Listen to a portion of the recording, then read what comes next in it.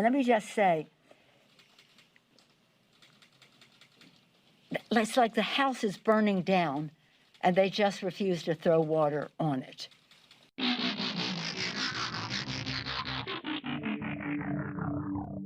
Hello and welcome to What the F*** Just Happened Today, your essential guide to the daily shock and awe in national politics. I'm Joe Amditas. Let's get to it. It's Thursday, November 12th, 2020. Welcome to day 1393.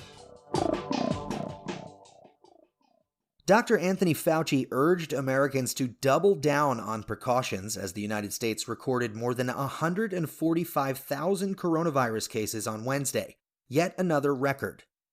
The nation's top infectious disease experts said that while, quote, help is on the way, it isn't here yet, end quote, referring to the early results from the Pfizer and BioNTech vaccine candidate, which was more than 90% effective in preventing COVID-19 infections.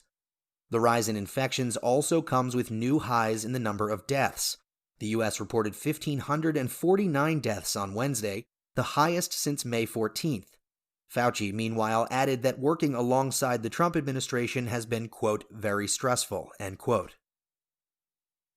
Meanwhile, Corey Lewandowski tested positive for the coronavirus. The Trump campaign advisor, who has helped lead efforts to undermine Biden's victory, was in Philadelphia for the news conference at the Four Seasons Total Landscaping alongside Rudy Giuliani and former Attorney General Pam Bondi.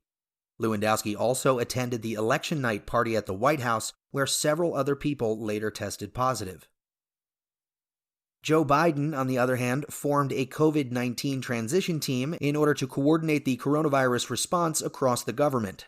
While the team has not yet been formally announced and is different from the coronavirus task force that Biden unveiled on Monday, it consists of 52 transition officials across most federal agencies. Biden's 13-member coronavirus task force will eventually be integrated into the COVID-19 transition team. Meanwhile, several Senate Republicans warned that Trump's continued refusal to concede and allow Biden to begin the transition process jeopardizes national security. Senate Republicans have said that Biden should at least be given access to the president's daily brief. Senator James Lankford, who chairs a Homeland Security subcommittee, said he will intervene if the General Services Administration doesn't certify the election results by Friday. Without sign-off from Trump, Biden cannot receive the intelligence briefings. Biden also named longtime aide Ron Klain as his White House chief of staff. In a statement, Biden called Klain an invaluable advisor, noting the work that they did together during the economic crisis in 2009 and the Ebola outbreak in 2014. Klain has also been a senior advisor to Democratic presidents, vice presidents, candidates, and senators. Meanwhile, the White House forced two senior Department of Homeland Security officials to resign. Brian Ware, the Assistant Director for Cybersecurity for the DHS's Cybersecurity and Infrastructure Security Agency, and Valerie Boyd, the DHS Assistant Secretary for International Affairs, were both pressured to resign. Moving on, the Trump administration notified Congress of its intent to sell $23 billion in weapons to the United Arab Emirates.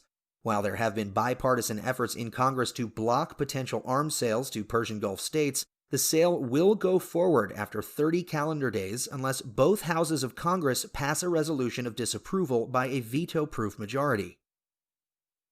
And finally, Trump told friends that he wants to start a digital media company to wreck Fox News. The subscription-based streaming platform would be similar to Fox Nation and would leverage Trump's database of email and cell phone contacts collected during his campaign to launch. That's all for now. You can find the links and sources for all of these stories on the main website. And as always, visit whatthefjusthappenedtoday.com for the latest news and headlines. Until next time, I'm Joe Amditas.